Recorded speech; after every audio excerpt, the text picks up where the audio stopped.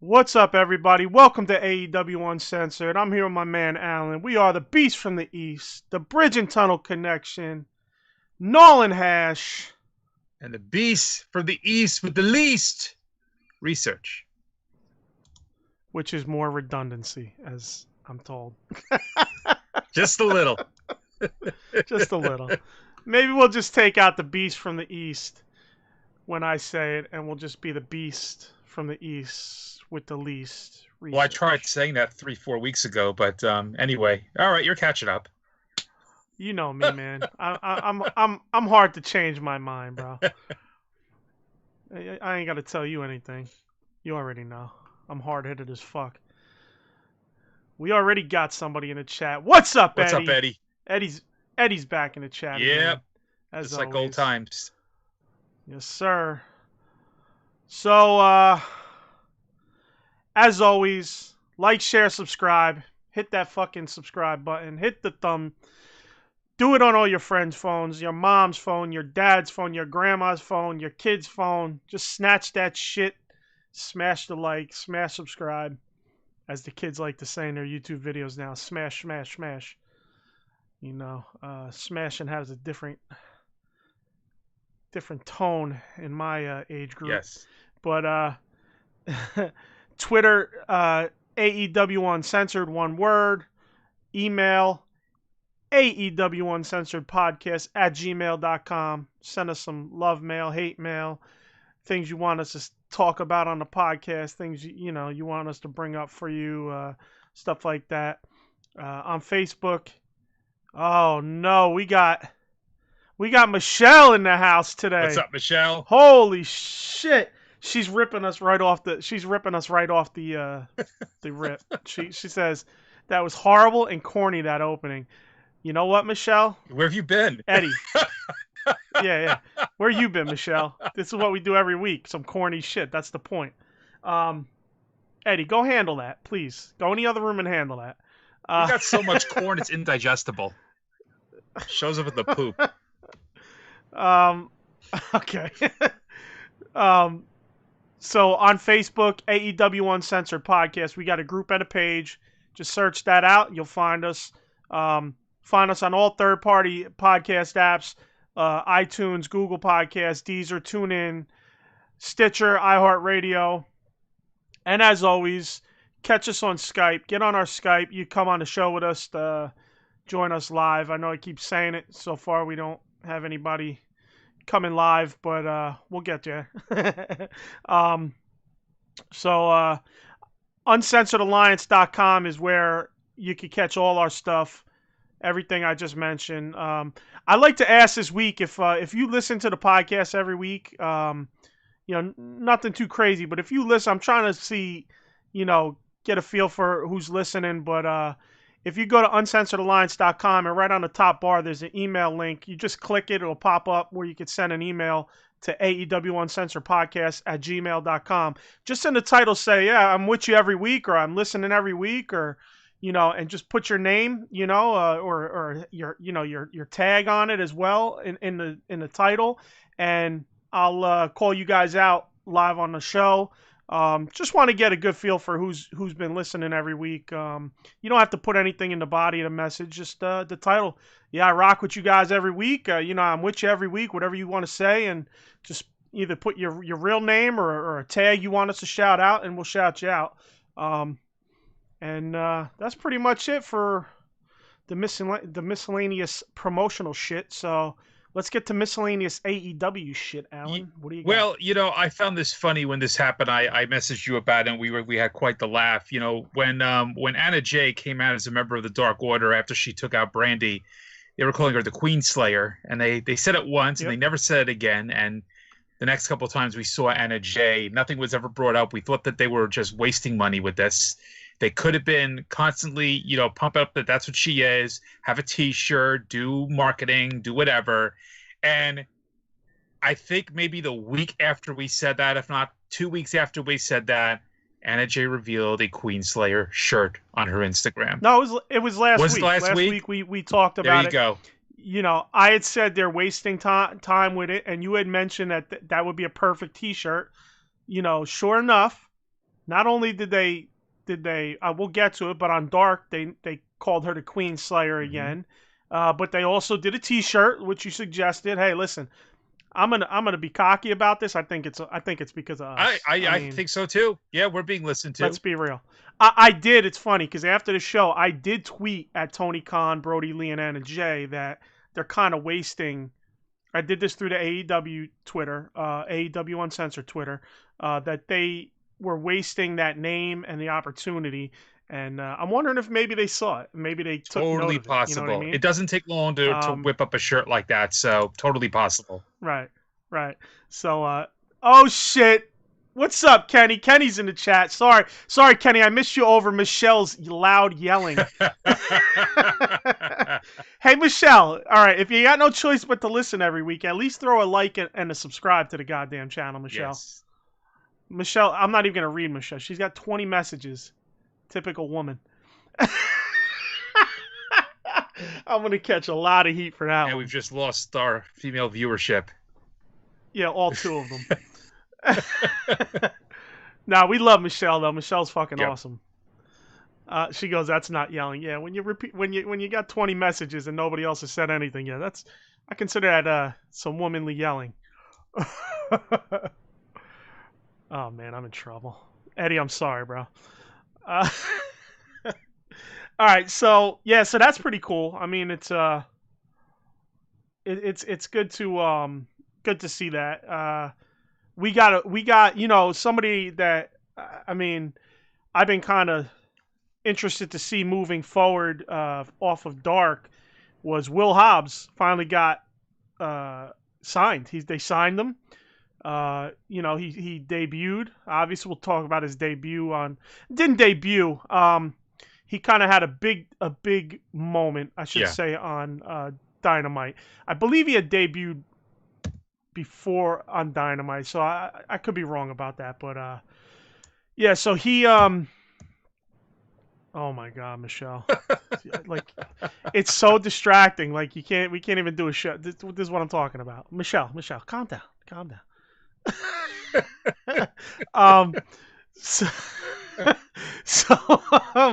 So it's good to see that he got signed, and then they got him coming in doing some big stuff. I got to be honest, it was a little quicker than I expected for him to be thrust to where he is. And again, we'll talk about that in a little while. But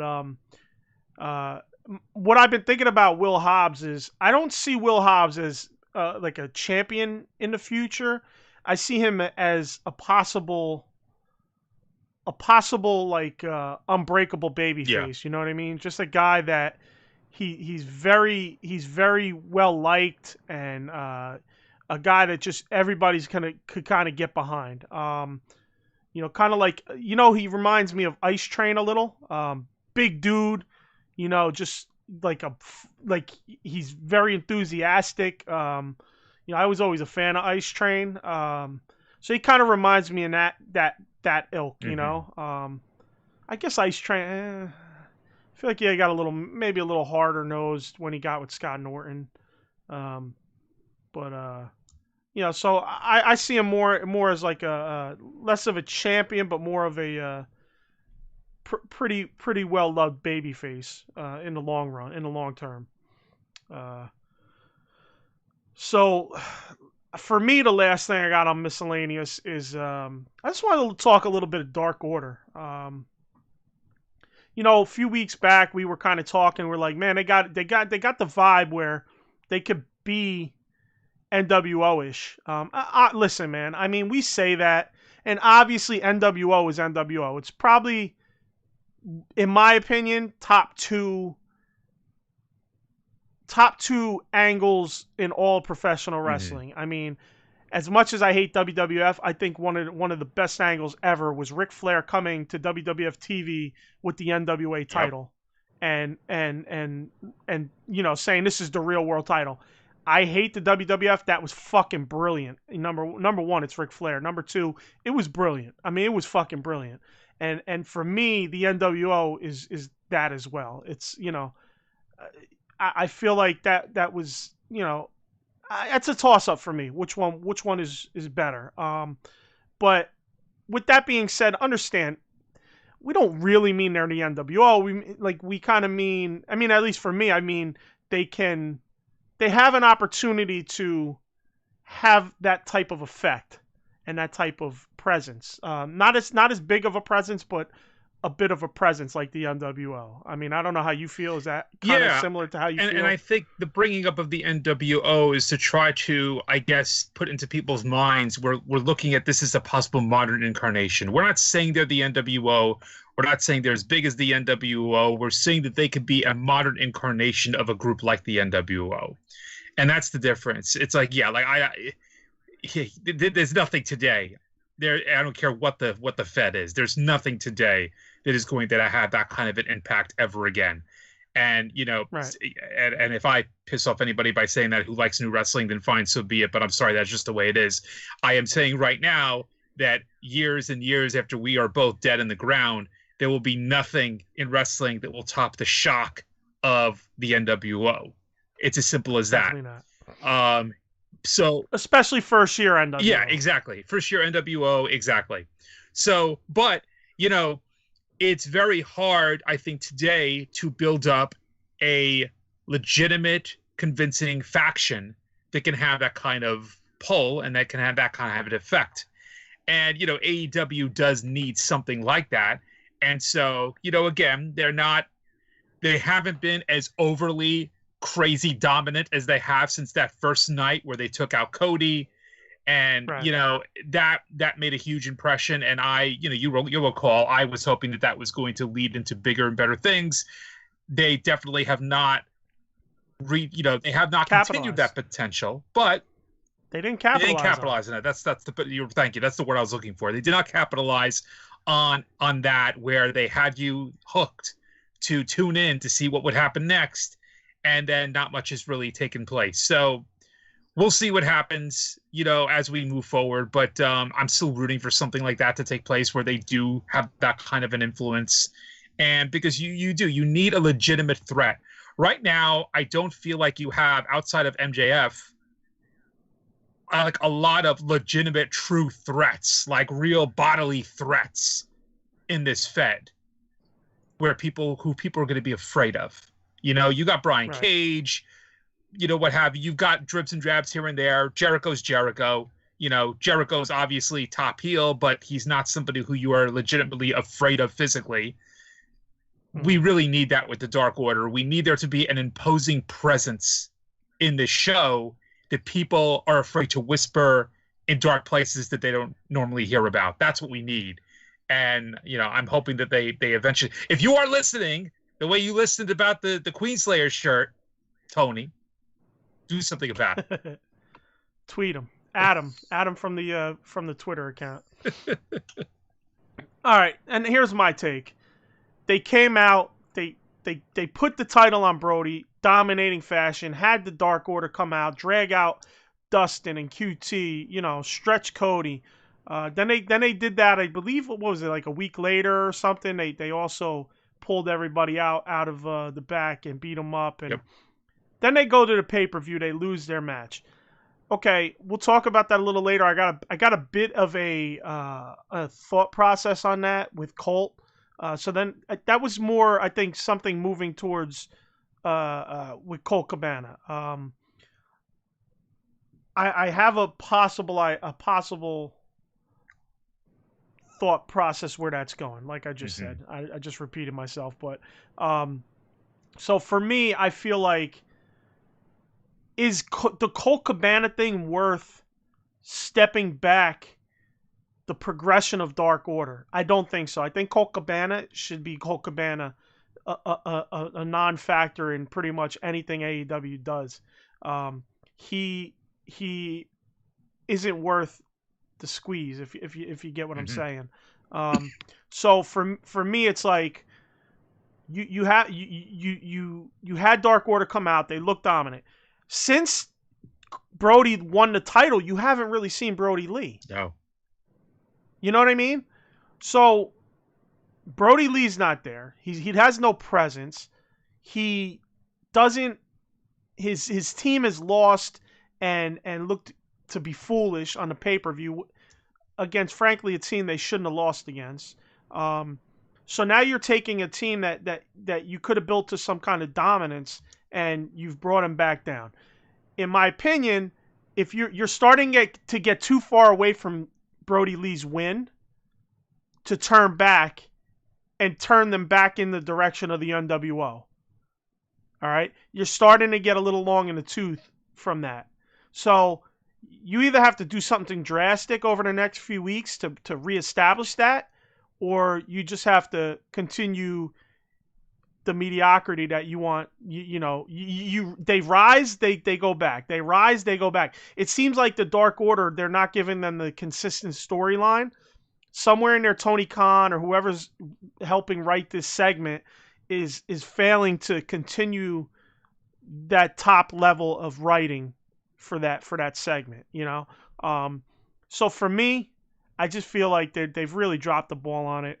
And I just kind of wanted to talk about that a little bit because I feel like the longer they go and they keep dropping the ball on it, the worse it's going to get. And it's almost going to be you're not going to be able to repair that. You know what I mean? So, well, yeah, I mean, just 2 quick points for me before we move on. Firstly, you talk about the lack of storytelling here, of consistent storytelling. I talk about this every week, I feel like. Every week I talk about this.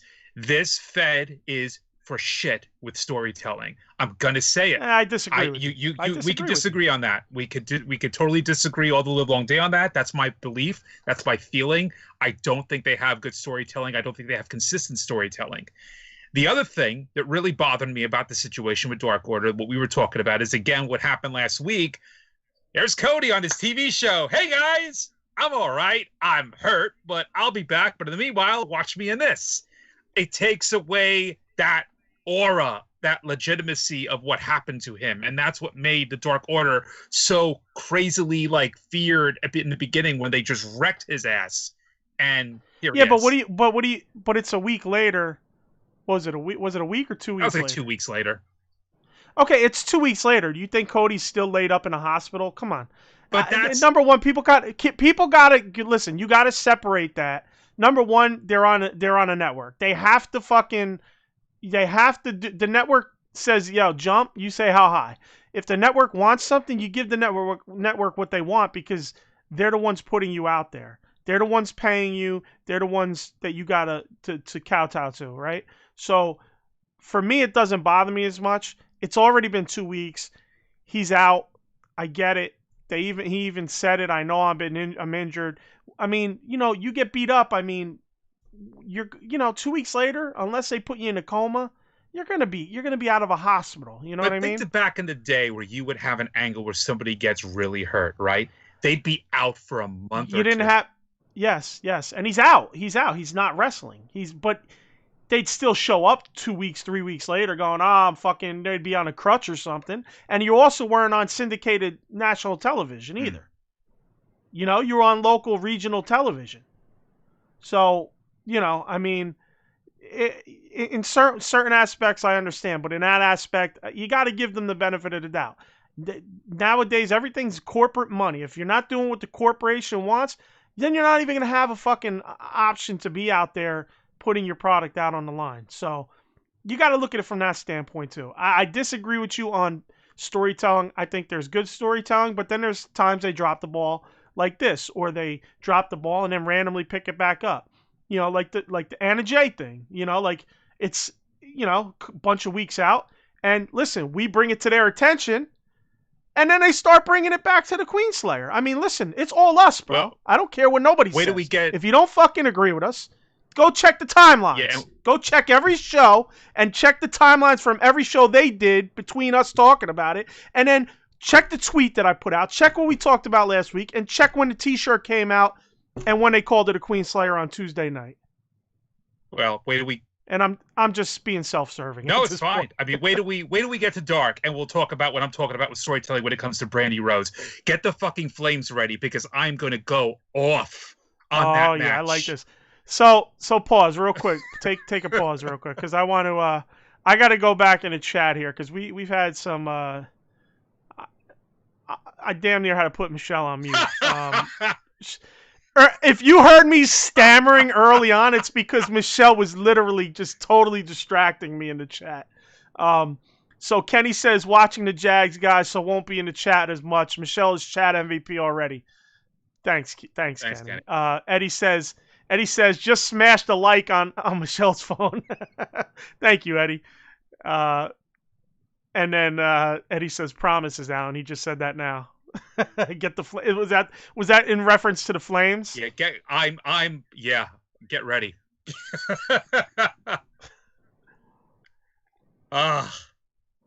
Michelle says stop. She did. You threw me off, Michelle. I swear to God, I had this whole thing with the Dark Order ready to go, and I just was like,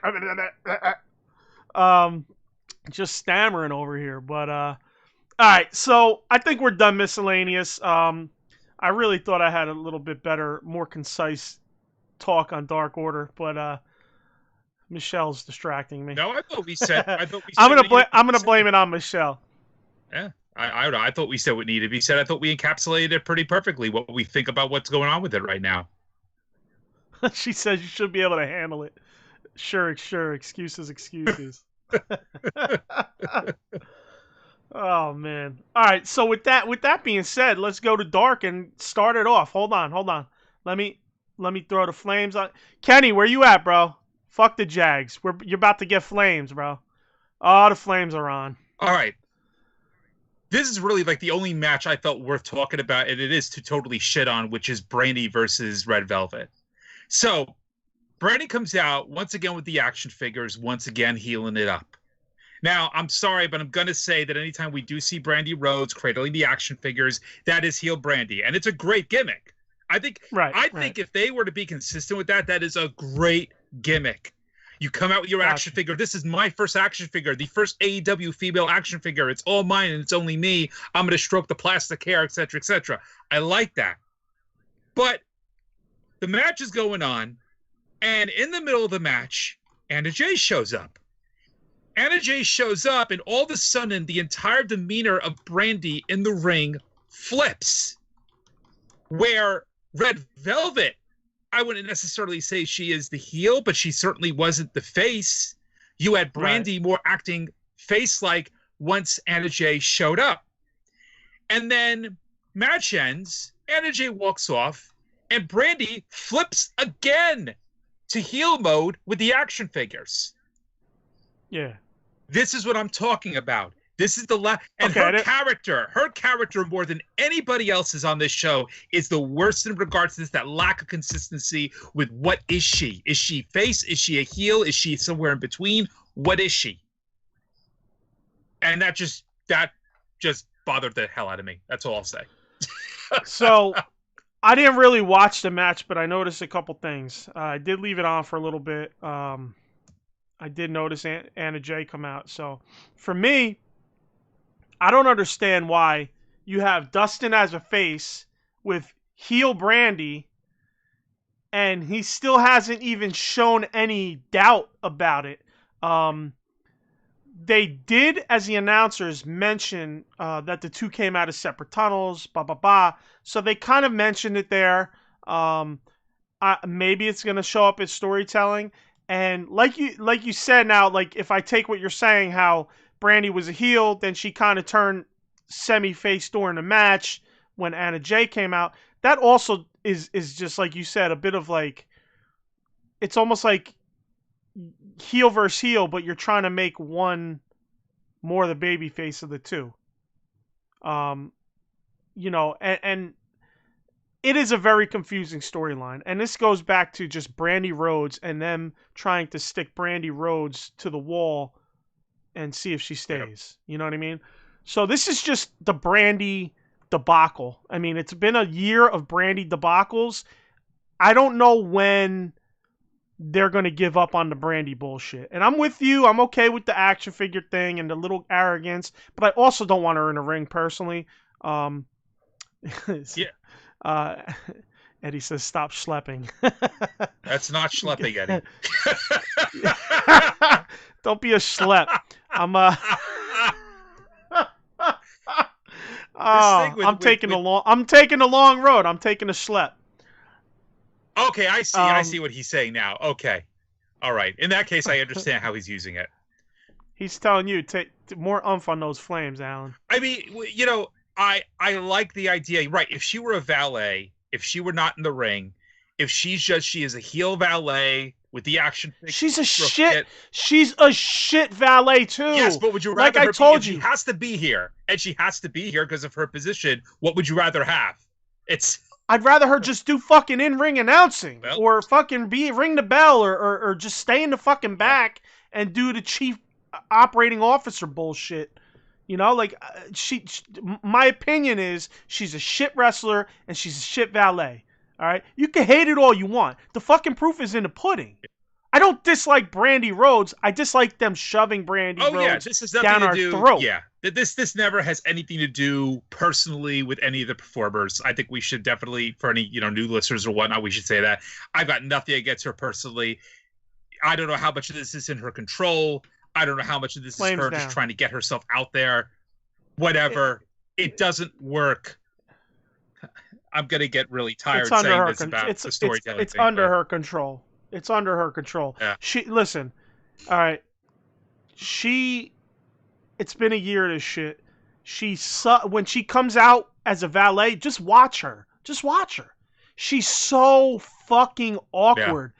When she tries to be all like Patty, and it's really weird, like how she interacts. When she would just walk out with Cody and just walk out, maybe give the kiss or whatever and walk down, that was perfect. Yeah.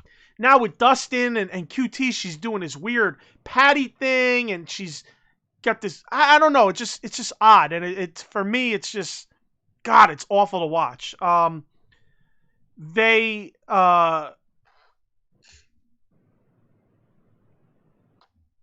also,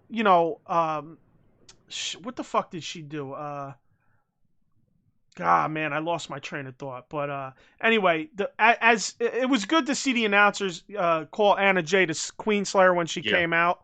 That was a good little bit there. Again, because we're on the Queen Slayer gimmick, So, but as far as this whole fucking thing with Brandi, it's just like, just stop. Oh, that was what I was gonna say. I'm sorry. The other thing about Brandi was while she was in the ring, I heard the announcers say that she was a what do you want to call it? Not like she was a part owner of the company. It's like, I thought we got rid of that. I thought we got off of that fucking topic, which we should have been off of for a year. It should have never been brought up that EVPs, blah, blah, blah.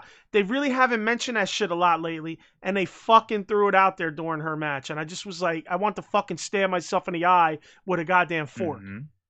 I needed Abdullah the Butcher to come and stab me in the fucking eye with a fork. Are you still disagreeing with me about the shit storytelling? It's not. That's not shit that is storytelling. That is storytelling. That's not. But it's not. It's just an announcer. But it's an announcer just saying shit, and it's like, no. I don't know. I consider that part isn't of it. A story. I don't know. Maybe I don't consider that's not a story though. He just threw it out there. It's not like they weren't putting a consistent track with that comment. It was just something that he said. He should have just shut the fuck up and not said it. So that's where I'm talking about. Fucking Michelle, nothing new there. Losing your train of thought. You're right. I am very bad at train of thoughts. But yeah, I got it back, Michelle. God damn it! If you listen instead of stop typing so goddamn much.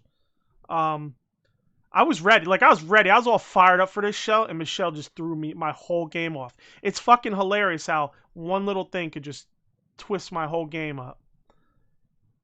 Eddie, you better take her account and go like every goddamn video we've made. And your kids' accounts too, goddamn it. You owe us that much. Yeah, so that just annoyed me. All right, so you got nothing else for Dark? Because I got two more things. Nothing that I felt was really worth taking notes about. I did watch through it, but yeah, go for what you want to discuss with it. All right, so this was kind of like with the whole Dark Order thing, where I kind of see a little something of the whole Colt Cabana thing coming to fruition. Maybe it's going in this direction. This is just after watching it, I was like, oh, okay, I could kind of see maybe they're moving in this direction. So Dark Order's out there, to support Colt versus. It's Colt versus QT. Dark Order's out there. They're supporting Colt.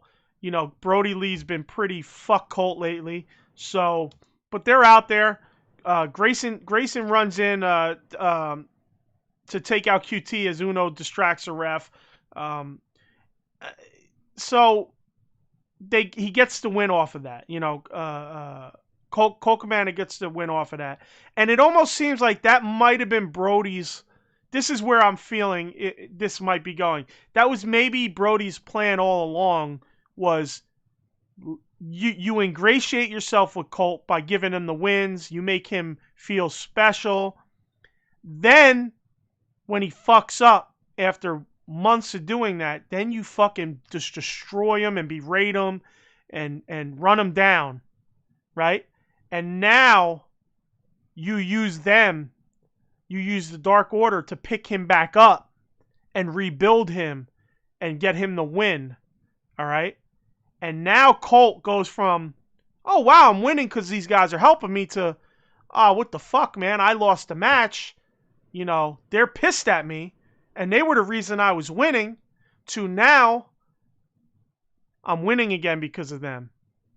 I kind of got this vibe, and it's almost like the whole Colt-esque vibe, where it's like, they break you down or build you up and break you down, and they just manipulate you. And I think this is almost maybe the culmination of the Colt Cabana being in Dark Order's program going on here. You know what I mean? Like he's almost 100% on board at this point, or coming up. He'll be 100% on board with Dark Order. You know what I'm saying? I mean, that's the vibe I got. I don't know if you watched the match. I did. If that's I got to be honest, if that's, aside from the fact that I still think they needed to be a little more heavy since he won the title, if that's the way it goes, I really feel like that's fucking amazing, intricate, small detail storytelling. I really do. I may not agree about how they got there and such, but I think it's good psychology and bringing psychological Colt mentality to that scenario. You know what I mean? I really think that's a good little thing there, and if it goes in that direction, I feel like it might actually, because it only makes sense after seeing how Brodie was treating him, and then now they help him get the win, and he kind of had this look like, oh shit, I won, thank you guys. It was like a very appreciative demeanor he had. So, real quick side note here. Since we're talking Dark Order again, something I didn't mention earlier. I think now is the time where now you have to pick segments where Dark Order comes out and wrecks fucking house. They wreck shop on various fucking wrestlers. They don't discriminate, good guy, bad guy, both guys, whatever the fuck it is, and they kind of get that command back. That's my opinion. Okay, I forgot to kind of mention that earlier. No, I agree. I think that's exactly what you need to see. That's exactly what you need to see. They need to pick a couple segments and do that in. So, all right, and then lastly, for Dark, I have Avalon and Cutler. Surprised you didn't watch this match. No, I did. I just didn't have much to really, say about it, but I did see it. Real quick, Cutler needs better paint. This is number one. Okay, every week Cutler comes out, the paint's all fucked up. He took the cool ass. He had a nice dragon mask. That shit was awesome. He takes it off. His paint's already fucked up. Listen, bro, paint ain't new. Face paint for wrestlers is not new. I mean, Sting could go 45 minutes and barely have his fucking paint come off. 45 fucking minutes sweating his ass off. Cutler comes out. He didn't even fucking take the mask off, and it's fucked up. And then it's on the wrestlers, and then it's on the mat. It's all over the fucking place, bro. Face paint ain't new, Brandon Cutler. Go get new face paint, motherfucker. Jesus Christ. Yeah, I don't know if they're using something that might be like really, really heavily water-based. But I agree that is noticeable. That like it's one thing to have face paint gets smudged after a match. And I've always loved that about, like, with Sting and the Warrior and such. Yeah. It would mean that they were in this big battle, that everything would be schmutzed Right. up by the end of the match. But you're right. If from the get-go it's messed up, there's something wrong with whatever they're using. So, yeah. Yeah, I mean, listen, you gotta fucking go out there and talk to some of these vets and see what they used. It's not like the Road Warriors paint would come off that fucking easily. Yeah. And they had intricate fucking paint jobs, these guys. Exactly. So, one thing that really fucking bothered me during this match was when he came out of the tunnel, Brandon Cutler. Brandon? Brandon. No, yeah. Brandon Cutler, Jesus Christ. I'm thinking Brendan Schaub, ex-MMA fighter. When he came out of the tunnel, he took his gear off at the top, like between the two tunnels. Took the mask off. He took the jacket off, and he kind of rushed into the ring. I didn't like the whole match. That shit sat there. It just sat on the stage. Yes. Nobody came to take the shit. Like I know it's minute. I know it's minuscule, but it's Bush League looking. You know what I mean? It's almost like you don't have anybody that could run up there and grab the setup. Yeah. Like it just annoyed me. It was very distracting. It just kept taking my eyes because it's right in front of the hard camera. It's right beyond the hard camera, beyond the ring. So it just distracted the fuck out of me. Eddie says it's Five Below face paint. That's a good one, man. That's a good one. No, yeah, you would think that there would be some kind of a stagehand of some sort who would quickly run and just grab the shit away, and then that would be that. But yeah, right.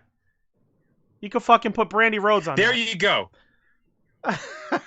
We got Brandy's next fucking there you job. Go. And she could stroke her action figure's hair in the middle while she's doing it. Yeah. Wardrobe grabber. There you go. As always, great match by both of these guys. Yeah. I fucking love them both. In the ring, they're solid as hell.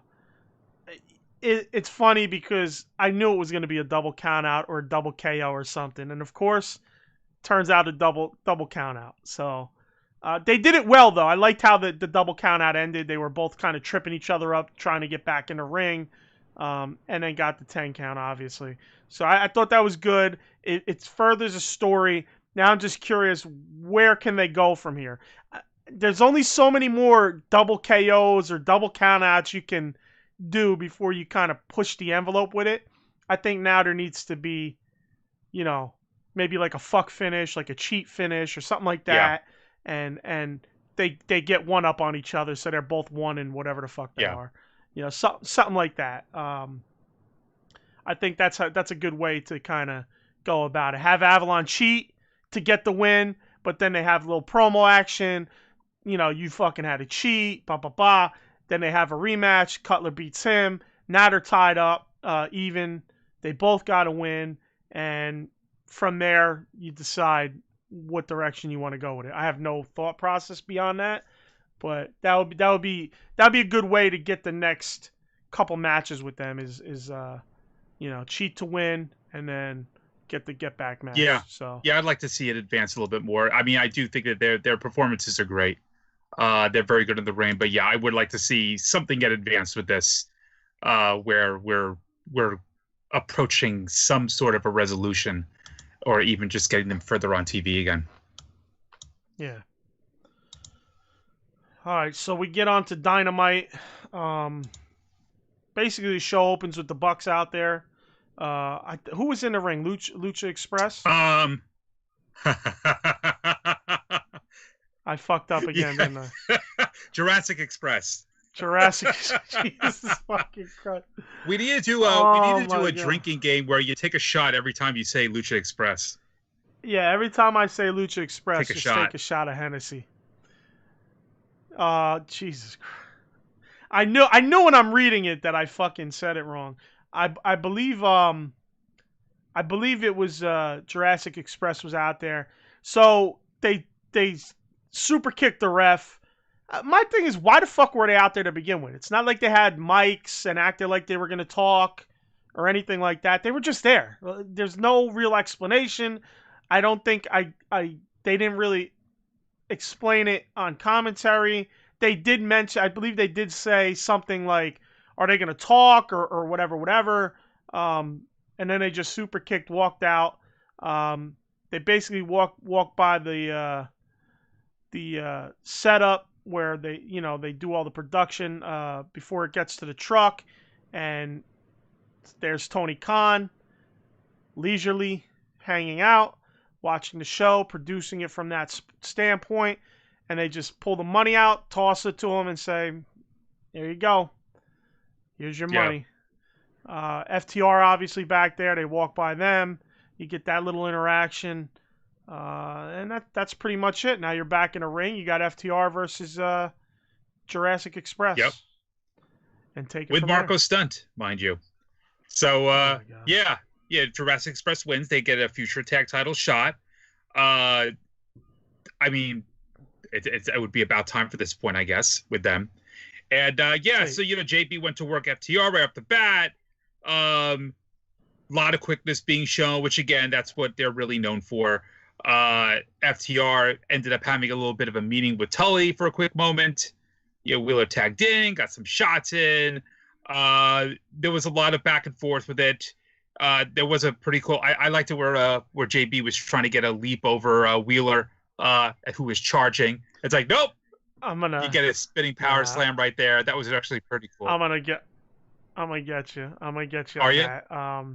That was actually in my notes. Can AEW overuse to jump into the arms of your opponents to try to get the tag anymore? They overdo that fucking spot. You're right. I didn't think of that when I was taking my own notes with this. You're right. They overdo that. Like, here's again back to AEW overdoing things.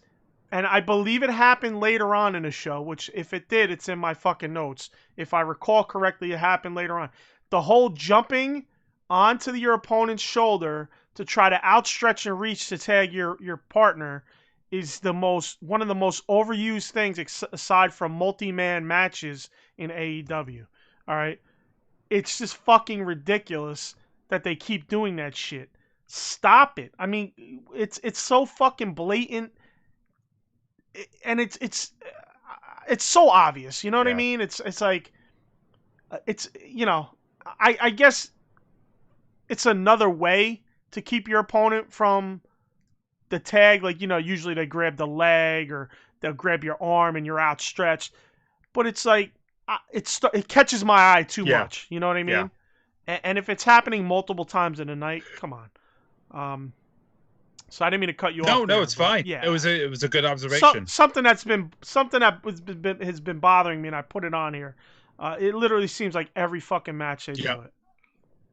And like it's something we spoke about last week, the lazy ass neck whip. Yeah, the neck whip into the corner. Luchasaurus is so fucking lazy, bro. He did the lazy neck whip into the corner. Just come on, man. Fucking Irish whip the guy. Grab his fucking arm, force him into the corner. Make it look like you're fucking trying to hurt the guy. Other than that, man, I mean, great match. Both teams killed it. Less Luchasaurus and a lot of Jungle Boy. That's what made the match that good. Jungle Boy shines, man. I mean, he's fucking killing it every time he's out there, and they need to get him away from this fucking Jurassic Express. They really do. We've been talking about that for weeks and weeks and weeks. Is that they would work much better as singles. Most assuredly, Jungle Boy would work much better as a single. And I personally think that he's getting held back being in this tag team. But I agree. He shines every time he's in the ring. He really does. He's always solid. And FTR is always solid. So of course, the match was good. Like I said, very little Luchasaurus and a lot of the other three, so that made the match stand out. The attack on Hardy in the back, I just felt the segment was fucking trash, just awful. Marvez is, as they say, the drizzling shits. All right, I mean, good lord, get rid of this guy. He's so unbelievable in anything he does. Yeah, he's awful. He just is, man. He's awful. And I don't know. We got Matt Hardy getting attacked. Why? He already just practically killed himself a couple weeks ago. What's the point of an angle like this now? I don't Well, know. I think it's more.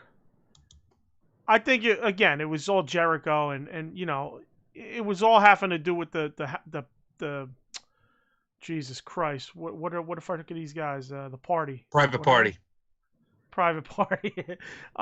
It's all based off a private party and Jericho and Hager Yeah. going at it later in the night. So I see it there. I just felt it wasn't executed well. Yeah. It was very, very goofy. Yeah. Not meant to be goofy either. Goofy. Just like more cringy, I should say. Not goofy, cringy. So then we moved to Hangman and Kazarian. Unless you had anything else, I didn't mean No, that's fine. Yeah. I did want to talk about this match a little bit. I like the way they had Kenny at the announcing table. Basically, I like he almost had I don't know if disdain's the right word, but every time it was like brought up to him, hey, look at Hangman, man, look how he's doing. He's back on the horse, right? He's doing great. You guys should, tag. No. I like he was flippant. He's flippant. He was very flippant. Yeah. And I like that they're doing this here where you got at the announce table. Oh, okay, Hangman Page, whatever. He's finding singles. Yeah, he looks good. Whatever. Still don't want to get into a tag. So, I like the way they use the match with Frankie Kazarian as a vehicle for continuing that story. So that was good. I like the way at the end of the match, not too much to say about the match itself, but when Hangman did win, Kenny was just like, all right, I'm done. Bye, guys. He just put it, didn't have much to say, afterwards, took the headset off. Nice seeing you. Went to the back. That was it. Yeah, and Hangman was looking over for Hangman was looking for him. So, see him walk out. For me, I felt the match was great. I mean, you expect it with these two guys. They're both really good fucking wrestlers. Just solid work, man. Just a good grounded match. A lot of old school feel to it. You know what I mean? Not totally, but I just loved it. I love matches like this. It really shined through. It's just, and this, we'll talk about it, but this card in general, really just shine through. What do you got next? Well, next, I mean, we had the recap of the history between Santana Ortiz and Best Friends. And then we had MJF with Wardlow versus Shawn Dean. Very, very quick match. Nothing much to say. Poke to the eye. My boy. Right for the Fujiwara armbar. Boom. He wins. He gets on the mic. What was that? A Fujiwara armbar? A Fujiwara. What the hell did I say? Fujiwara armbar. Wow. I gibberish the shit. You were like a Fujiwara? Fujiwara. Boy, try to say that 3 times faster. Crackers in your mouth. Fujiwara armbar. Dry ass crackers. You know what makes it hard? Arm bar comes after Wara. Yeah. But no, it was great. Yeah. So my boy Shawn Dean, man. I mean, he took a fucking trouncing. Yep. Huh? It's good that he's on Dynamite, though. It was at least he graduated to the show, so that was good. But no, I mean, it was a good squash in order to just show him Jeff is dominant. He gets on the mic. I like the way Wardlow tossed Dean out of the ring and grabbed the mic for him. So they're still trying to play that. All right, these guys are, somewhat still on the same page. MJF says that Dictator John is the guy who people cheer for, even though he cheated in their match. I like the way he's calling him Dictator John. There was a "You're a loser" chant breaking out, and I don't know. It's so cringy to me when these chants break out when there's like 5 people in the fucking building. I don't know. It works if you've got like 25,000 people there, but when there's like 5 people there, I don't know. It's pandemic era, bro. It's the pandemic era. There you go. But yeah, MJF says he wants to be referred to as see if I wrote this all down, undefeated, undistributed.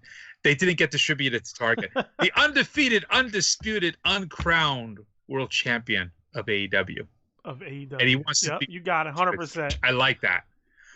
And then Robert, of course, Justin Roberts says it in a very, a very monotone vocal tone. And MJF says, "Do it right." Wardlow will come over here. Says it with some more gusto. MJF says how he's always been the lone wolf, but maybe it's time for him to join a wolf. Oh! That's pretty cool. So They are obviously teasing that he is either going to form a group or join a group. For a split second, I was actually wondering whether or not they might put him in Dark Order, but then that's kind of throwing too many eggs in one basket, and wouldn't allow MJF to really shine as much as he can if he's in the mix of another faction like that. So it does make me wonder if I don't know, does this once again bring up the possibility of some type of a 4 horsemen kind of a group where MJF would be involved, or are we just talking about something completely different, brand new, that he's just going to do by himself? He's just going to form his own stable. But yeah, for me, it was like they came right out of commercial, and he's basically tapping to the Fujiwara armbar. You said it pretty well. Okay.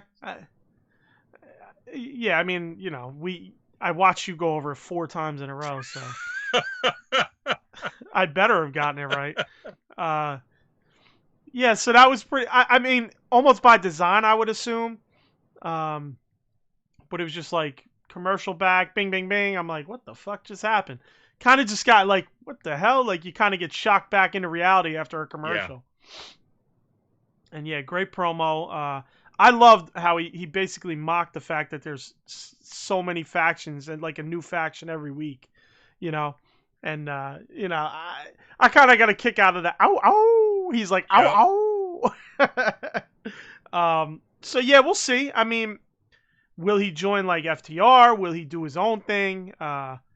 We'll see. I mean, maybe he's just saying that to say it because they want to keep you speculating. I feel like there's been a lot of AEW wanting to fuel just talk about them. So they've been speculating a lot. Cody with the 4 fingers. Yeah. Maybe this is just another one of those type of deals, where they just want you to talk about them, which is smart, Whether you're going to do it or not, it's smart to have everybody talking about it. So, good segment. Yeah, definitely. I mean, MJF is diamonds every time. Kenny ain't here to tell us MJ, but I'll say it for him. MJF 2021. There you go. Per Kenny in the chat. Even though he didn't say it, I know that's what he'd say. Kingston comes out with the crew, shoots a promo. He's got Butcher and Blade. He sends them on the outside, kind of standing around as he's cutting his promo. He again mentions how he's never eliminated from the Battle Royal, which I love. I really hope that this leads to something. I really hope this leads to like a 3-way of some sort. We haven't had a 3-way that I can recall in AEW. No, I don't think so. We talked about that, I think, last week, in fact, that, I don't think we've seen that yet. Yeah, so I'd be pretty stoked about them doing something like that. Next time you see me, slap me for the fact that I just said the word stoked. I fucking, as I'm saying it, I'm wanting to fucking stab my own eyeball out. Stoked, dude. Yeah. I enjoyed that. So they basically say, listen, when we have problems, we handle it with violence. And Butcher and Blade start ripping out some jobbers from ringside. I think, did Griff Garrison end up a fucking a victim? I think so. I think so. Yeah, they just started pummeling him. Then as he's in the ring, he goes, "This is my best friend." He goes, "My best friend Ray," and it's Penta. He fucked up and called Penta Ray, which was pretty funny. He then tells Blade that he needs to get his house in order. So obviously he's referring to the bunny. She seemed a little like flippant during Dark at QT. Yeah. She was telling QT, what are you doing? Get back in the ring. Get in there. Win this fucking match. She seemed a little flippant. So I feel like maybe they're planting seeds there as well on both ends. That she'll be back with that crew soon. I would welcome that. Me too. I would actually welcome them just putting her in the fucking ring with other female Even wrestlers. Better, yes. That's what I would welcome. Yes. I mean, enough of this fucking titty tat bitty bat bullshit. Yeah. Whatever the fuck. What do you got on that segment? No, yeah, it was good. And again, I like you said, I like that Kingston keeps hammering that in, that he never really got eliminated. I like that he's got this faction that he's trying to make dominant here. Like you said, a lot of factions. Here's another faction. But no, I'm not sold on this faction. I don't really like it. Yeah. I like the Kingston's, pushing that angle about the Battle Royal and shit. But the faction itself, I love all the guys in the faction. I don't like the faction as a whole, though. But go ahead. I apologize. No, it's cool. But yeah, I mean, it's still, though, that they are at least getting that element of danger about them. The way they just randomly beat up some guys at ringside. This should be Dark Order. It should be Dark Order. I mean, there you go. Exactly. What this segment should have been Brodie with his entire group coming out, and they go and they grab everybody from ringside and just pummel the hell. They should have wrecked everybody on the heel and the face side. Just wrecked them. Exactly. And even go and destroy the freaking announce table, man. Do that too. Go and destroy the announce table. Make a big deal out of it. But yeah, so instead it's Kingston's group doing this. But I like the way they are kind of hinting towards Ali getting involved with these guys again, hopefully. So we'll see where that goes. Yeah, for sure. And then we got Jericho and Hager versus Private Party. Kenny says I'm back. Don't get too excited. Kenny, we already did MJF, so I said for you that you would have said MJF 2021. So I already said that you said it in the chat, even though you didn't, because I was thinking for you, pal. So go ahead. What do you got? Jericho Hager versus Private Party. Shoot. So Hager and Jericho get everything started. I'm sorry, Hager and Quen get things started. Cassidy comes in, lands a shot on Hager. I like the way Jericho is trying to get involved. They're still Hey, I'm real quick. I want to stop you. I just took a gander at my notes. Remember what I told you about hopping on the shoulder and reaching out? Yeah, this was the second match. Oh, was this when they? Yeah. I apologize. As you started to, it was my first note, and as you started talking, I just there it is, and only to be thwarted, as I wrote. The outstretched hand only to be thwarted by their opponent. Stop! Fucking stop! Okay, so you're saying words like stoked, and you're writing words like thwarted. Who the fuck are you? I am. Listen. Thwarted. I am a dark, rough around the edges son of a bitch with a somewhat decent vocabulary when I need it or when it pops in my head. Fair enough. I don't know if I can necessarily hold a conversation with billionaires, but I could probably throw some words at them that they'd even respect, The thwarted's good, though. Stoked is more like, I don't know what the fuck I was thinking. That's like a word never in my fucking vocabulary either. Legit never in my vocabulary. That's why it was kind of baffling that it even came out. But yeah, needed a moment, man. There you go. But yeah, we have of course our stereo suicide dives by Private Party. We always have to have the stereo suicide dives. Yeah. Listen, I accept it because they've toned down a lot. Yeah, they have. I'll say they have. That's true. But yeah, you had Quen running into a big boot. Jericho coming in, chops to the chest, knocking Quen to the mat. Hager's throwing bombs in the corners. So it was good. It was a good physical match. And I mean, pretty much near the end, you got Hager coming in, cracking. Was it Cassie in the back with Jericho's bat? Jericho's bat again. The name is what's the name of that bat again? I don't fucking remember. Yeah, because I can't remember either. Because the bat has a name. Not Winston. I can't remember. Anyway, Winston. Fucking Winston. Oh, that'd be great if the bat was named Winston. I'm trying to remember what the name of that bat was now. I don't know why I thought of Winston, but yeah. So it was it was good. I there was a point toward the end where Cassidy tries for a tag. He gets picked up and slammed by Hager, who pops Quinn off the apron, and you've got the crowd chanting, "You both suck." That was pretty interesting. Again, it would be a lot more impactful if there were more people saying it. But yeah, no. Hager at one point he popped Quinn up. He got kicked out of the ring. There was a flip out to Hager, the springboard crossbody on Jericho. And then we've got a bit more back and forth until Cassidy, he finally gets a cover on Jericho, which is a 2 count. Jericho tried for the Judas effect. He misses with it. Cassidy goes for a springboard cutter. Cassidy goes up to the top. Jericho's up, crushes it with the Judas effect, gets the cover. So that I like the ending. Bro, you went deep. You went deep this week. Are your notes this detailed? Because I'm just fucking. Yeah, I try to. I usually I'll take a bunch of notes if there are certain matches that are really interest me quite a bit. I like the back and forth with this one, so I took a bunch of these notes. I compare with some other notes as well. I do a little bit of a mix.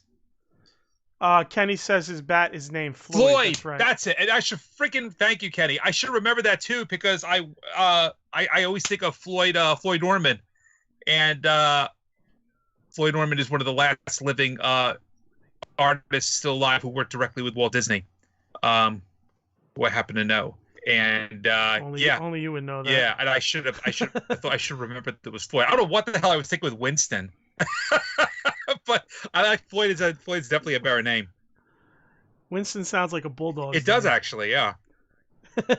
Yeah. So post match. I gotta say, man, I'm like, damn, man, you ran down the fucking second by second play by play there. Yeah, bro. I was skipping out certain stuff. I got good. Here's my notes. Aside from the whole fucking outstretched thing, it's good match, a little all over the place. I mean, listen, I try to get a broader sense of them. I don't really I don't try to do play by play much. That's why I'm like, damn, man, you really went in. So I enjoy the play by play sometimes, the aspect of it. So I try to every now and then. I don't do it with every match. I mean, certainly I don't do it with Dark at all. So you need to tell me to shut the fuck up sometimes and just, hit your fucking play by play, brother. Because after you said all that, you know what I'm gonna say? I thought the match was good, man. I think it got a little bit all over the place at times, but it was a good match overall. Yeah. And then we're gonna move to the next match, and then I'd say, all right, now up next. Well, we did have, of course, post match Jericho beating up on Cassidy some more, getting in the walls of Jericho. Yeah. So there's still, I don't know. I'm trying to figure out what's going on with this feud right now with Jericho and Cassidy. Are they still, because I would have thought that the Orange Marmalade match, whatever the hell it was called, was going to be it. That I figured that was like the steel cage match of sorts that would end the feud. Momoa. Mayhem. Thank you. Was it like called the Orange Marmalade match? No. Momoa is the actor. No. Yo, we both fucked up. The Mimosa Mayhem match. Which, by the way, oh my God. I guess this kind of could have been a miscellaneous thing, but we could bring it up here. Apparently, Jericho himself copyrighted that name. Yup, and I just tried to beat you to it. So that's stealing Alan's thunder, bitch. That's fucking hilarious. I don't know. I honestly don't remember that. I don't remember that part. I gotta be honest. He attacked him. Yeah, I must have tuned out. He beat up Cassidy a bit more, locked in the walls of Jericho. Quinn got into Where the fuck did Cassidy come from? I'm sorry. Where did he come from? Where did he come from? Yeah, Cassidy. Oh, Cassidy. Wait. He was in the match. I thought you said Orange Cassidy, bro. No, sorry. Different Cassidy. So why are you talking about Mimosa Deathmatch? I don't know why I brought that up. Oh my God. Orange Marmalade. Wait a minute. That's what I'm saying. I'm like, and I'm letting you talk like you fucking legit, like it was Orange Cassidy, and you're talking about Momoa Death. Different Cassidy. Momoa fucking death match, and you threw me. All right, time. We're calling a fucking infraction here. I think you have Cassidy on your mind, like you said, too many Cassidy, and you threw me off because I'm sitting here like, man, what did I fucking totally tune out when Orange Cassidy ran in and got put in the wall? That's my Jericho? fault. Yeah, I was like, oh, he was in the match. It's like, no, that's my fault.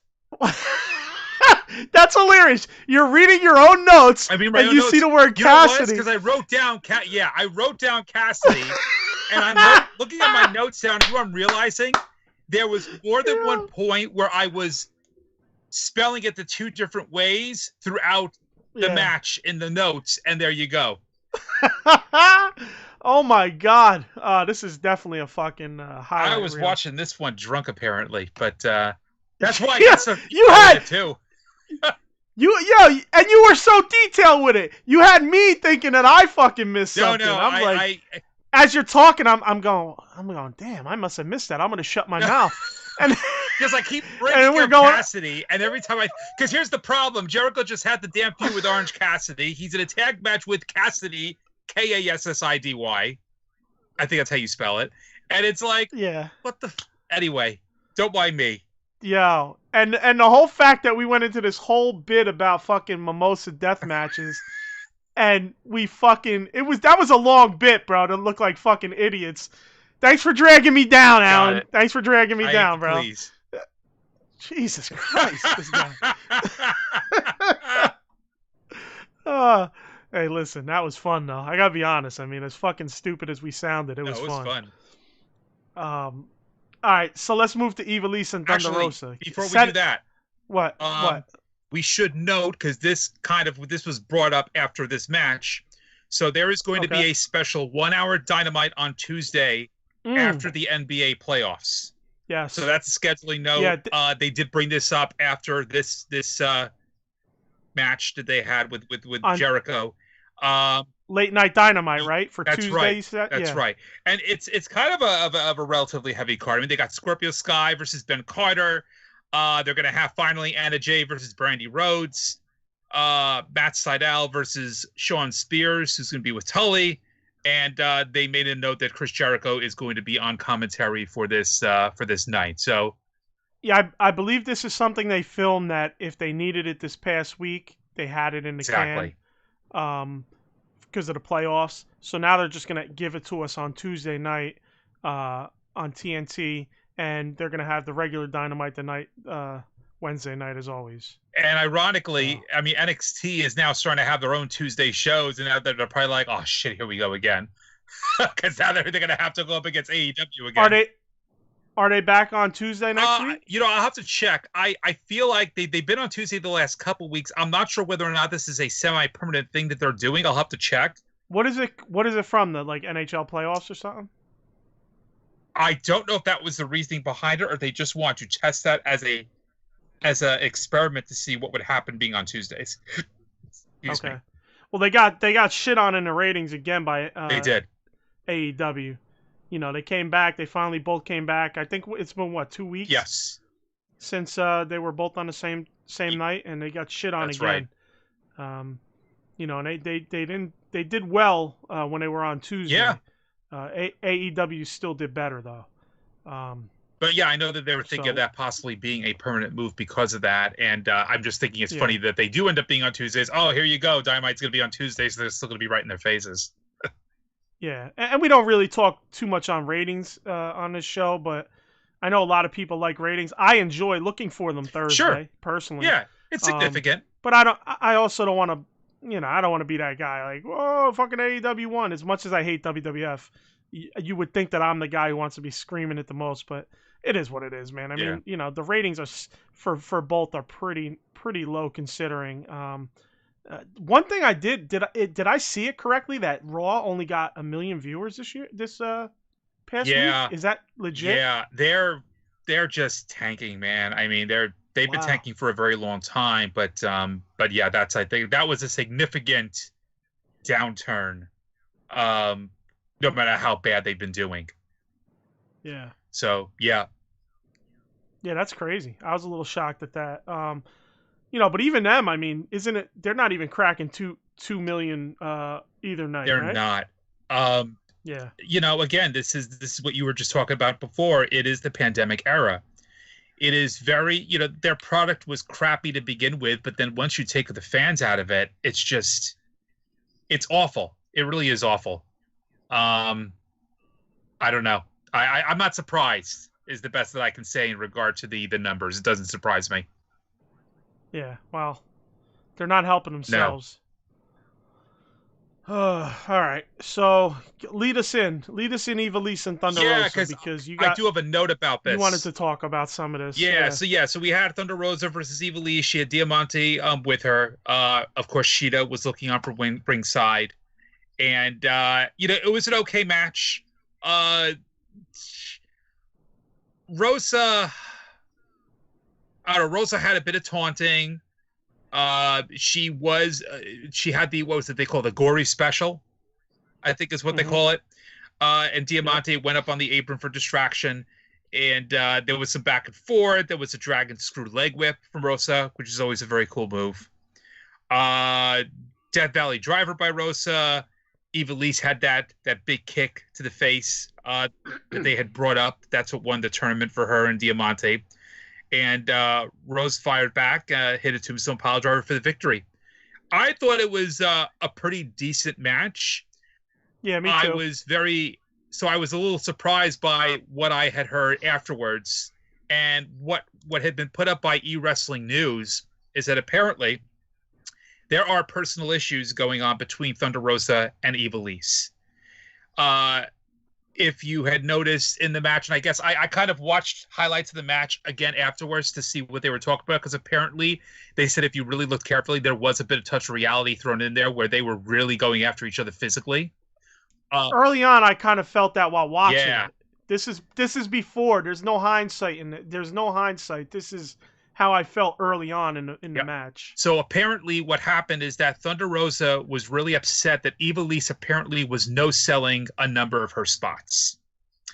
Thunder Rosa is said to be very, very proud of her NWA heritage. She did not want to make the company look bad on worldwide television. And, so the fact that she was on television, she was on a network, and this was going down where she felt like she was being no-sold, she was just not really upset about it, and she kind of went into business for herself a little bit. But, word began to spread backstage after the match, apparently that Rosa and Ivelisse were not getting along even before the match started. Thunder Rosa is known to be a very stiff worker. We all know this, inside the ring. She trained personally with Dustin Rhodes. So the fact that, she's trying to really, I think Thunder Rosa feels that she's not only wrestling for herself, she is wrestling for NWA. She is representing that company whenever she's in the ring. So I respect that quite a bit. If in fact it's true, and again, there's no way to say whether or not this is totally true. But yeah, if Ivelisse was legitimately like, I'm going to no-sell some of your spots, then yeah, that's a problem. And so I do not at all blame Thunder Rosa for taking matters into her own hands in that case. I'd have to watch it back to see if I felt like there wasn't any selling going on. Yeah, like I did that too. I don't recall it. Me neither. But... Yeah, see, that's the thing. I was also watching again, but we don't know what they're calling. We don't know what they're calling. That's the problem. Exactly. So that's the thing. We don't know. We don't know that, like, they could be skipping a few things because she's realizing, well, you're not selling this, you're not selling this. And then as the viewers, we're not necessarily going to see that. So that early on slapping they were doing could have been like slap, whip, into this to that. And instead of slap, you got to slap back and then another slap. And then it comes to, so you never know. That could have been, something was supposed to be called in between all that fucking hits, those forearms and slaps and whatever else, So we'll see where this goes. Because ironically, I thought it was a pretty decent match otherwise. So yeah, I thought the match was good. At the end, Diamante attacks Thunder Rosa, and of course Shida makes a save. So then that sets up next week. This week actually, now that it's Sunday. Thunder Rosa and Shida versus Diamante and Ivelisse, and of course, probably going to lead to a rematch with Shida. Well, maybe not. I mean, I don't know what sense it would make because, again, you can't let Shida lose. Right. You know what I mean? So, Exactly. You know, that's we'll see. Maybe it won't lead back to that. Yeah. But yeah, so after that we get my favorite gimmick in AEW. Fucking Slim Shady is Kip Sabian's best man. Crop tops, men's crop tops. Oh my god. But yeah, they got Miro lifting weights for it, helping him out. Hey, real quick. Yeah. I've been going through a lot of my grandmother's old pictures and stuff, and I found my uncle in a male crop top. Really? Shirt. Yeah, remember I spoke about that? Yeah, that's right. It wasn't the one I was telling you about with the short shorts, but it's the crop top. I gotta send you a screenshot of that. That's awesome. You'll get a kick out of it. That's awesome. Fucking hair and mustache, fucking hilarious 80s bullshit. But oh my god, wait till you see this. But yeah, go ahead. I didn't mean to cut you off. No, it's fine. But yeah, I mean, the Miro's in the gym. Ford's helping them out. Sabian's like, oh yeah, once they get in the ring, they're gonna be unstoppable. Miro wants to get in the ring. They have something to do first. Miro says he's the best man. He's the best bachelor party. And what really, you already know I'm not a fan of what they're doing with him, that I want him to be that big Bulgarian bruiser again. But the thing I didn't mention last week that I'm remembering now, or I remembered when I was watching, is that, what the fuck? The last time we saw Rusev, he was at a goddamn wedding angle. And now here we are again in a fucking wedding angle. That's the point. I know. Though. You're missing the point. No, I know, but it's not even ironically. Why do you think that was my first thought process, that was going to be who the best man was? No, well, we both said that, but it wasn't until now that it hit me that now, okay, they're really diving into this and they're going to turn into this whole big wedding angle. It's just like, ugh. Well, it doesn't surprise me, since you're talking about Private Party the whole time, and you thought Orange Cassidy was getting Wall of Jericho at the end of the Private Party match. So it doesn't surprise me that it's just hitting you right now. Fair enough. I love the straight face you just gave me. That's fucking perfect. I wish you guys could have seen him. He just no-sold me.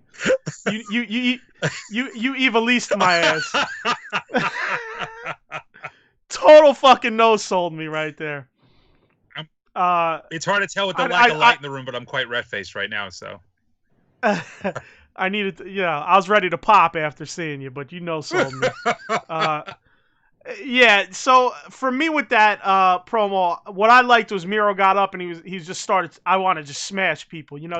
His whole thing is like, now I want to smash people. You're getting that, what you want. He's giving you a little what you want, Alan. What I want. And Kip reins him in, says, whoa, don't forget, you got my fucking wedding. You got my bachelor party and wedding, He goes, don't worry about it. I do want to smash people, but I got you covered. I'm the best man, so I enjoyed it. And I'm looking forward to seeing where this goes. Like I said, if the gimmick that's being tossed out there about Miro is what it is, I'm with it. I'm with it. I like it. I'd like to see where it could lead to. So then we get Taz, Jake, and Archer segment. They come out. Jake and Archer are out there. They already have this predetermined thing that it's going to be Moxley and Archer in a 6-man tag, and they have to choose their teams. Jake says, you know what? I want to do business with you, Taz. Just business. We need some help. We got somebody that you'd be interested in beating up. So let's do some business together. They all come out. They're lovey-dovey. Taz looks like a fucking Barney Rubble. He really does. Amongst all them giants. He really looks like Barney Rubble, man. It's like to a T. Well, that was the Jake thing. You were like, Now you see why he called him Barney Rubble. It was on point. It was hilarious that, I'm looking at him like, God, Taz is fucking small, dude. Taz is a tiny guy. He always was a small guy. He was a fucking brick house, but he's a small guy. But him amongst some giants, you were like, God damn, man. I'm just making a joke because I got no issue with Taz. I love Taz. Taz kills it on the mic. He's a bad motherfucker. Always has been. I was never a big Taz fan, but he was good. So then Mox, I liked it. It went down good. And Archer, he took the mic and he made me feel that. You know what I mean? Like he really made me feel that interview. He's done okay. And this time I really felt it, like I was like, okay, I'm in, like I got you, you really grabbed me there. And I liked how when Mox came out, they had set him up with Starks and Cage. Starks hoodied up, jumps on Moxley. Obviously a real fan tries to jump on Moxley like a few weeks prior, and the fucking security guard snatched him out of thin air. This time they're like, yeah, we'll let Starks. We'll let this fan get him. Obviously, I'm joking, but fucking Starks attacks him. Then Cage comes off the side, starts beating him up, and like we spoke about earlier in the show, I was shocked that Will Hobbs came out to make the save. I mean, he just got signed. I didn't expect that they were gonna fucking thrust him into a main event on Dynamite or with the main event guys on Dynamite. I'm pulling for him. I've said it a bunch of times. A lot of podcasts I mention it. He's a guy I think that has a future. But for me, in my opinion, he's a slow build. For me, it would have been a slow build with him. This is kind of like, strap a fucking rocket on him and see what's up. I think he's a little green. I think he's a little too green. But maybe he could be carried in a 6-man, and maybe that's what they're thinking, and just putting him in there to rub elbows with the big dogs. So I can understand that. But we'll see. It was pretty cool that he came out. He looked good. He looked intense. It's good to have him running off the bad guys there. And of course, Moxley says, "Well, we need one more," and he says, "Darby, no, you're not here, but you're watching at home. Let's go." So yeah, I wonder if they're going to use early on till the main event to build if Darby agreed or not. Hopefully they do. Hopefully it's not just Darby just shows up. Hopefully they implement it into the show early on. Yeah, I mean they did mention next week's lineup after this segment, and they did say it's Moxley, Hobbs, and Allen versus Archer, Cage, and Stark. So they already did kind of, I guess, blow the wad as they like to do all the time. Where they're like, "Yep, this is the match now." Yeah, but I don't know. And you knew Darby was going to be the third. Oh yeah, option. I mean, yeah, it only makes sense. Him and Mox have history, and then of course he's right now in the feud with Taz's crew, Taz Incorporated or whatever the fuck you want to call them. What do you got? What do you got on that segment yourself? Anything? Not much more than what you said. I think you're right that they probably want this to be a way to get Will Hobbs introduced. He gets to rub elbows with these guys. If the fact that he is still a bit green means that if he is in a 6-man tag, he doesn't have to be overly used. They could just, sprinkle him in there a little bit, and he gets to be, I guess, protected, so to speak, by the other talent. Not necessarily the way I would have wanted to see him get introduced. I would have wanted to more see him get his own kind of a introductory segment. But yeah, I agree with you in terms of considering the fact that he is a bit green, and they want to at least try to strap a rocket onto him to see how he does. This is a good place to do that with. So, yeah. You agree with what I said, and I agree with you agreeing with me about what I said. It's a lot of agreement. You no-sold that too, you motherfucker. Oh my god, my ears! Oh my god, my ears are killing me with these fucking headphones. That's fucking great. You no-selling son of a bitch. That'll be one of my taglines. I'm here with the no-selling son of a bitch, and we'll figure we'll have to add that. My man Alan, the no-selling son of a bitch. Now we got you no-selling son of a bitch. Oh, write it down. Write it down with the other ones. No, I'm serious. I am. So, shit. So then we get to the main event, Santana and Ortiz versus Best Friends in this parking lot street fight. Fuck, bro. Like, when they showed the parking lot, I was like, man, they got it, like, on some fucking movie circle thing. Yeah. But I was like, real quick, that was the first thought, but then it didn't, like, really bother me. I was like, okay, it works. It keeps them in like, a certain vicinity. And then once they got going, man, that fucking match was incredible. Fucking incredible. They didn't fuck up. Everything was solid. Everything looked good. Everything looks like really hard and rough. The one thing that I noticed during the match was the only thing that kind of threw me off on it was Trent blading his arm, like, blatantly. Just like, he just was like, yeah. I was like, Jesus Christ, bro. Like, relax there. You fucking Edward Scissorhands and shit. Yeah, I was worried he was gonna, for minimal blood. Yeah, I was worried he was gonna rip a tendon or something like that out of what he was thinking. Yeah, it was like for minimal blood. He just like, yeah, and then you see him just throw the blade. He just literally threw it. It was so weird.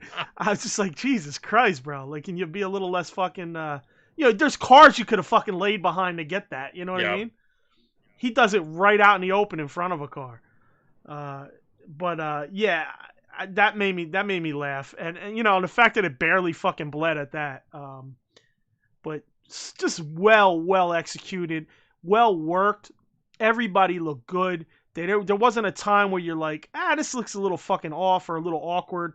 I mean, some of them things I loved when they were fucking smashing Ortiz under the fucking under the hood of the car.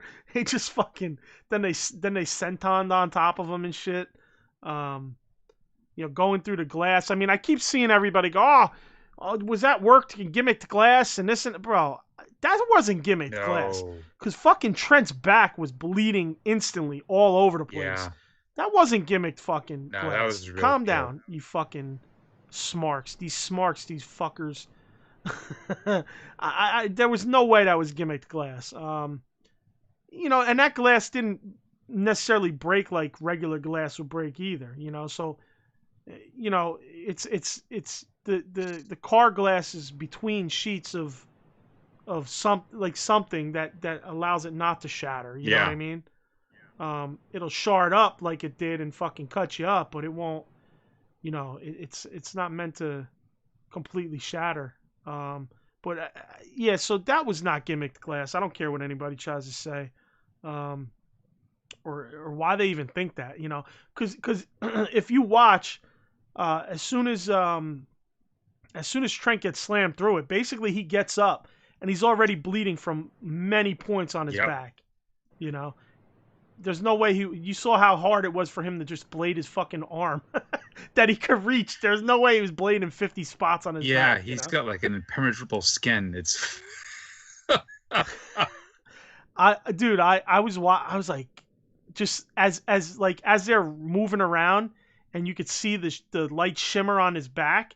Bro, the amount of glass that was all over his back. I was like, ooh, that's going to fucking hurt. Him and I think Santana might have had a lot of glass on him, too. I think he got slammed into the glass. And I was just watching him, and I'm like, ooh, that fucking glass is just shining. Oh, yeah. The amount of little glaring pieces. I was like, that's going to be a fucking rough one. I would not want to be the guy having to fucking wake up every morning going, you're rolling around your bed, you're fucking, you even if you put your hand on a little pile of glass, you're going to be pulling shards out for fucking a month. Yeah. Between that and thumb tracks, it's so yeah. Yeah. Yeah. But here's the thing, at least the thumbtacks you can get every one. The glass is so fine. Well, that's true. You can miss the glass trying to take it out.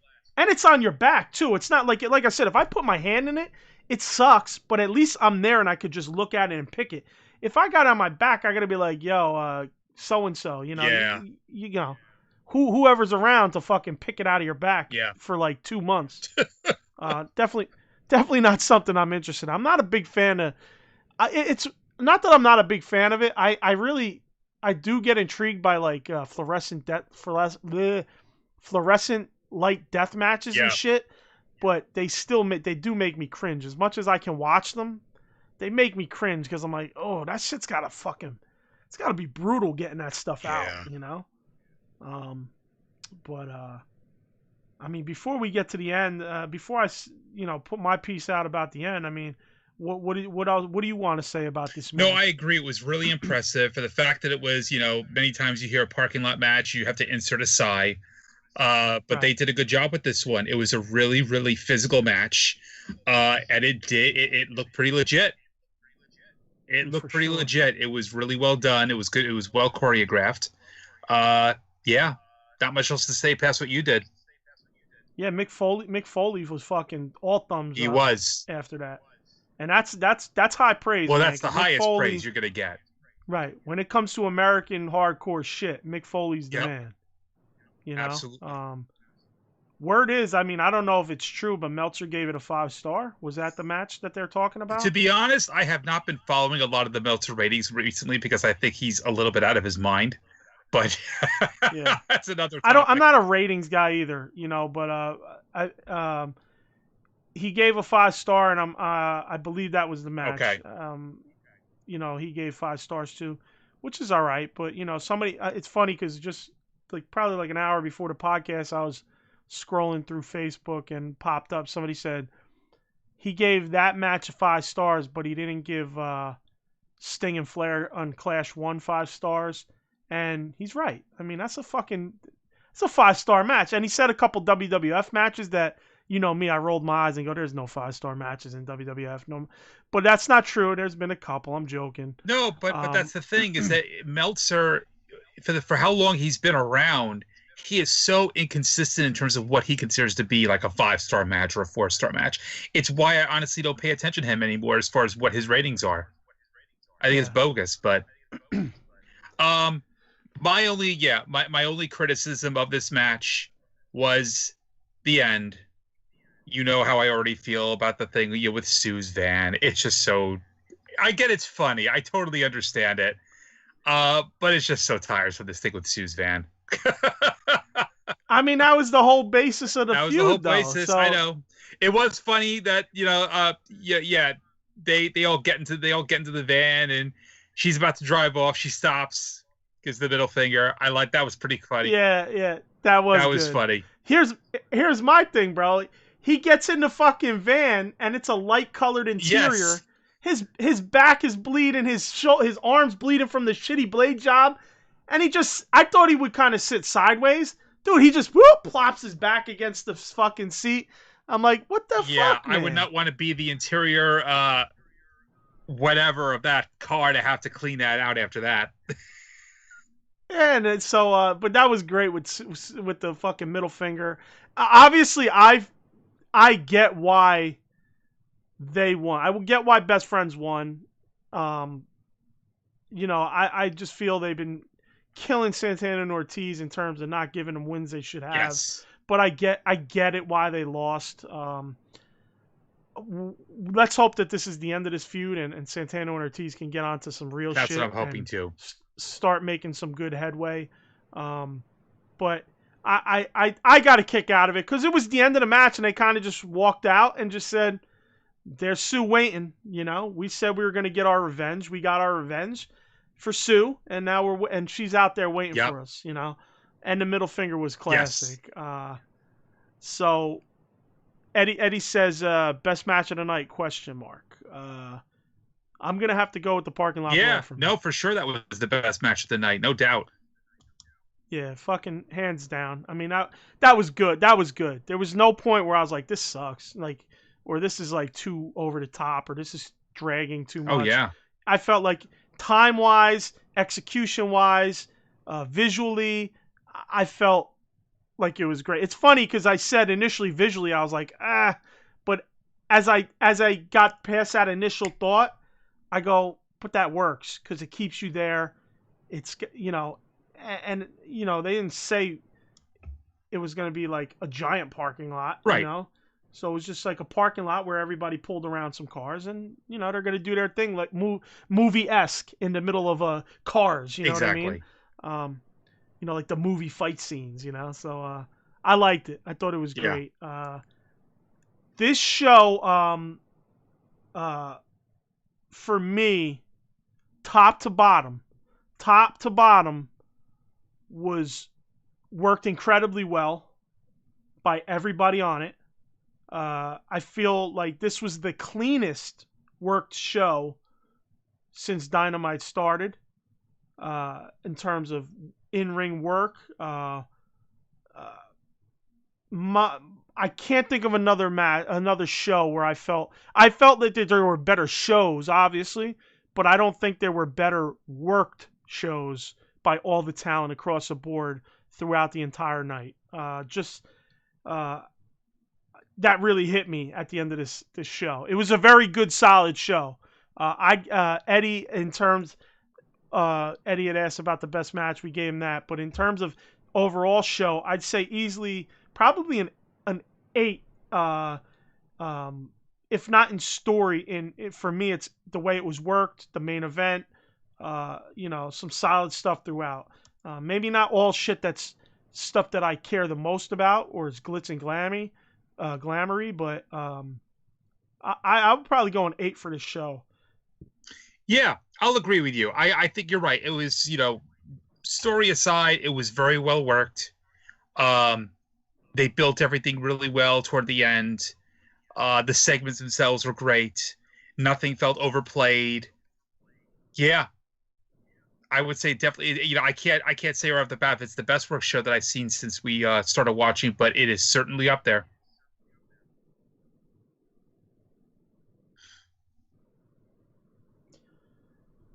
Yeah, so I'm sorry. I'm reading. Eddy said in the chat. Eddy says the only thing that pissed me off is the camera caught one of the best friends setting up the trash cans, lining them up. But was he setting them up for him or for somebody else? Or I get it if I didn't catch that part. I did see when somebody I forget who got suplexed onto them. So I didn't catch when they were setting them up. So I couldn't. I missed that too, that. actually. Yeah, I did not see that. Yeah. I'd have to take another look at that. I was wondering when they got set up, personally. It's funny, because after they suplexed them on, I'm like, when the fuck did those get set up? So I must have been looking at something else. So I guess it just depends on how they set it up, and, was it just random? Like, did they allow them to just go over there and set it up? And, so I'd have to see it and look at it, to be honest. Yeah. But, yeah, real quick, as always, also... I have my notes. Next week, there's already 2 multi-man matches announced. That's right. And like the show like didn't even end. You know what I mean? So it's like fucking, more fucking overdoing shit. I'm just. I don't know. I'm not gonna riff on that anymore. Right. There's nothing much more we can really say about it. This is how they like it, and I don't know. They're not gonna change. Hopefully when they get that second show, they stop and yeah, I'm very curious to see how the dynamic changes once they do have another show. Yeah, I'm very curious to see how that's going to go. Yeah, fingers crossed they do a lot less multi-man matches. Yeah, seriously. You got anything else for today? No, I think that's it. I am curious to definitely see that show that's going to be on Tuesday. Yeah, for sure. I'm mockingly curious to see how they're going to pull up this Anna Jay Brandy match, because I'm wondering what they're going to do. Is Brandy going to come out stroking the doll's hair, then all of a sudden she's going to be a face, and then it's going to go back and forth? I don't know, but I am looking forward to finally seeing how they blow that off, if they blow it off. And I'm hoping they're maybe going to use that as a vehicle to further the entire Dark Order storyline in some way. It would be nice. Listen, what would be great is I'm going to have to watch. Number one, I'm going to have to watch this match close to see what you're talking about, and see, if they, like you said, they do it again. And what would be great is if the Dark Order came out and just bludgeoned the fucking woman. Yeah. they just beat the brakes off of Brandy Rhodes, you know. And what then I mean? they could bring out Dusty. He could get his ass kicked too, you know. Yeah, but I gotta be honest, watching Brodie Lee fucking powerbomb fucking Brandy might be a little too much. You know what I mean? It might be a little too much. I mean, he might damn near kill her because she's not that big of a broad, No. you know. No. And I say broad with affection Sure. to any ladies listening, Michelle. So, you know, yeah, that would be cool. I mean, that would be cool though. That would be, but I don't see it. I don't see it happening. And I don't think that's going to be blown off after next week. I think it'll continue. Yeah, I hope it, at least if it does continue, that it moves forward into a reasonable direction. Yeah, that would have been blown off too quickly if that's the case. So, all right, man. So as always, we'll end with this: like, share, subscribe. You know, your friends, your family, your sister, your brother, you know, your kids. Like, share, and subscribe on all their iPhones and Samsungs and all that shit. Their tablets. Pull us up. Like, share, subscribe. Catch us on Twitter at AEW Uncensored, one word.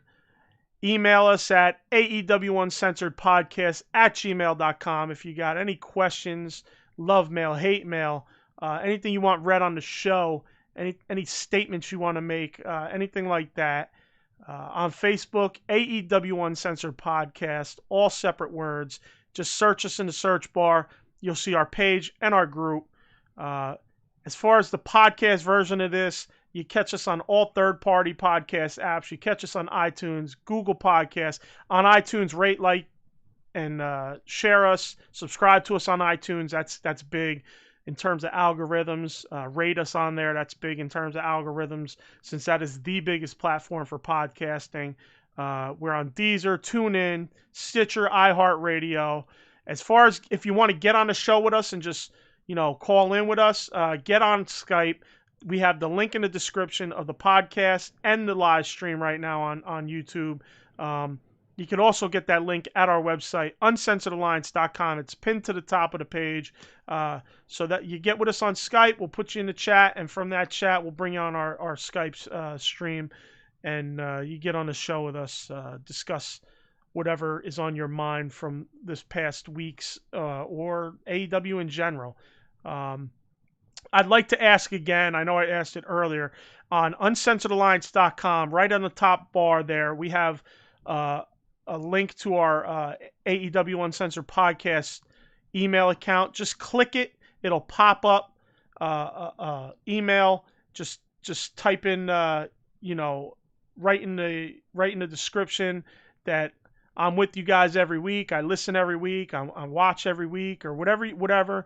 And put your name there or your handle, and I'll be sure to call you guys out on the show next week. I really want to see, you know, how many people are checking us every week, and that's a quick, easy way to do it. It's literally a couple clicks. You know, once you get on our website, it's a couple clicks and you're there. You don't have to put anything in the body of the email. We'd love to hear from you. I mean, we're doing pretty damn good, surprisingly. Like I said a bunch of weeks back. For only 21 episodes in, we're charting every week, and that's pretty cool, man. That's pretty awesome to see in terms of wrestling podcasts. So I really enjoy doing this. We love you guys, everybody out there that listens to us. You know, all any early hiccups we go through, you guys are stuck with us, and we love you for that. Thank you very much, and. You know, as always, I look forward to doing this every Sunday, and I feel like I fail every Sunday after we get done, but I have fun doing it regardless. Oh, I failed a lot more than you did today, so don't worry about that. Yeah, you know, it's funny because I usually get nervous, and today I really wasn't nervous before the show. Like I get this nervousness about me, because this, you know, who the fuck am I? I'm just Joe Blow, you know, who just wants to talk AEW. And surprisingly, I wasn't nervous today. And, you know, I did bungle a lot at the beginning because of fucking Michelle. Damn you, Michelle. But yeah, you know, like I always feel like, the show didn't go too well, but I still had fun doing it. And apparently some people like listening to us. So I appreciate you guys. I love you guys. You guys are the best. Well, what were you gonna say? We'll sign off with you. We'll sign off with saying that you are Bill, the vindicated vocabularian, and I am Alan, the no-selling son of a bitch. Vindicated vocabularian. That's a hell of a fucking name. There you go, man. I will never fucking remember that. I will never. I will thwart that name at any chance possible. All right, everybody. I just want to say thank you very much, everybody that checks us out, and please send us that email just so we get a feel, and we'll shout you out. We'll shout you out when we get it. All right, guys. Thanks, everybody. Peace out. Peace.